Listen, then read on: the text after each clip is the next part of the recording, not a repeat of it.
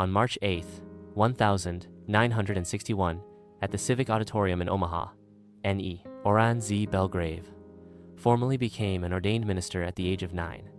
The whole congregation was singing "Take Sides with Jehovah," a fitting choice. His mother was also ordained the same day later on, barely containing her pride.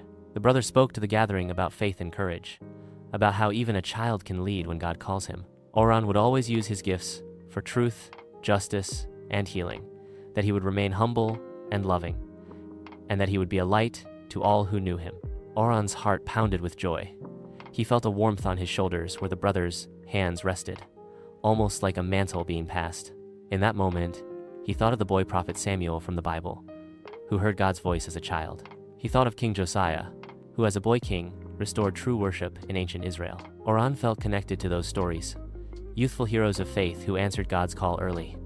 Oran turned to face the congregation, his friends, family, neighbors, and mentors. His eyes scanned the crowd, and for a split second, he thought he saw them, the gentle faces of his ancestors, standing in the back, beaming with pride. He saw in his mind's eye an African forefather in humble overalls, and a Native American foremother in a woven shawl, both smiling at him. Whether it was imagination or something more, Oran felt their approval deep in his spirit. He blinked, and the image was gone, replaced by the actual figures of Mama and Sister Gwendolyn Victoria, rushing up to embrace him in front of everyone. Laughter and tears mingled as the boy was passed around in hugs and pats on the back. "You did good, baby. You did so good," his mother whispered, holding him tight. Oran simply smiled a radiant smile, the little light inside him shining brighter than ever. That evening, after the celebrations died down, 9-year-old Oran sat on the front stoop of his house, dangling his legs, looking at the stars that began to prick the indigo sky. The neighborhood was quiet. He clutched the leather-bound Bible with his name embossed in gold, Oran D. Belgrave. The Z stood for nothing in particular. It was a tribute to his uniqueness, inspired by heroes like Malcolm X, who chose a letter to represent a legacy unknown. To Oran, the Z was also a little lightning bolt of individuality, something that set him apart. He ran his fingers over the gilt letters thoughtfully. So much had happened in his short life, yet he felt like it was only the beginning. "Jehovah," he prayed softly, eyes turned heavenward.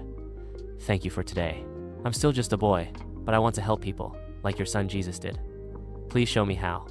In Jesus Christ's name, amen." The night was still. Oran listened, not with his ears, but with that heart that had guided him since he was 5. And in the silence, he felt an answer. A calm, resolute feeling that one day his prayer would be answered in ways he could not imagine. He had a purpose to use truth, history, art, and faith to uplift others, to answer their calls for help. He didn't know how, but he knew why, because love demanded it, because God had given him gifts to share. In the distance, an owl hooted from an old oak tree, perhaps the very same tree that had shaded his playpen as a baby. Oran smiled, remembering that sunlit memory of Grandma Ora and little Sandra. From the playpen to the pulpit in 9 years, he thought, with a tiny grin. What next? As if in reply, the wind picked up for a moment, rustling through the grass. Oran imagined it carried whispers of the future. He could almost hear the echoes of crowds and distant voices. In his mind's eye, he saw a flicker of scenes yet to come. Thousands of men gathered in Washington, D.C., united in purpose and prayer under the banner of a million-man march. He saw himself much older, standing among them, eyes closed in reverent solidarity. He saw another throng on the National Mall, a second march on Washington, where he saw people that marched for justice and jobs alongside people of all colors, walking in the footsteps of Dr. King's dream. He saw fields teeming with music lovers himself as a young man dancing barefoot in the mud at Woodstock, and later swaying to blues and banjos at a Wadena Rock Festival under an Iowa summer sun, and cheering with a crowd at the sprawling Celebration of Life Festival in Louisiana, the air thick with heat and harmony. He saw a montage of vibrant images, canvases splashed with paint in an artist's loft, a classroom at the Studio Academy where he hunched over a drafting table learning his craft, the astonished face of the legendary Saul Bass offering him a handshake and a job after spotting Oran's talent, and then Oran, with a polite smile, shaking his head and declining because he was determined to finish his education first. He saw himself as a grown man, tall and calm-eyed, standing before shipping containers that housed a museum's treasures of Black history, his museum preserving the struggles and triumphs of his people.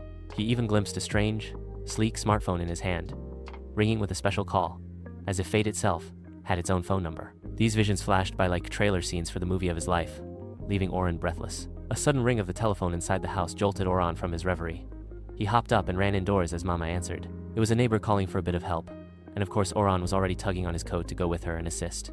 As he hurried out, he cast one last look at the telephone on the side table. It sat quietly now, a black rotary phone with the letters printed above the numbers. His eyes lingered on the O, which shared the number 6 on the dial. It made him grin. "Oh, for Oran," he mused. In his heart, he made a promise. Whenever someone calls for help, I will answer. It was a promise he intended to keep, for he understood now that this was his calling in life, to be there for others, armed with knowledge, creativity, and faith. Little did Oran know just how literal that promise would become. In the years ahead, people from all walks of life would indeed call on him in their times of need. Every ring of the phone, every knock on his door, every plea that reached his ears would be an opportunity to transform, not with magic, but with truth and love, into whatever hero they needed him to be. His childhood had prepared him well. He had learned the difference between comforting fiction and empowering truth, between violence and peace, between despair and unwavering faith. The foundation was set. As the first chapter of Oran Z. Belgrave's journey closes, a new one opens on the horizon. The stage is set for a life of service and adventure, guided by divine purpose. The boy who once questioned Santa now knew where his true strength came from. And somewhere, out in the world, a person in trouble would soon dial the letter O on their telephone, not knowing that a hero would answer on the other end. Oran Z. Belgrave smiled into the twilight, ready for whatever God had in store. The phone will ring, the call will come, and Oran will be there to answer it. To be continued.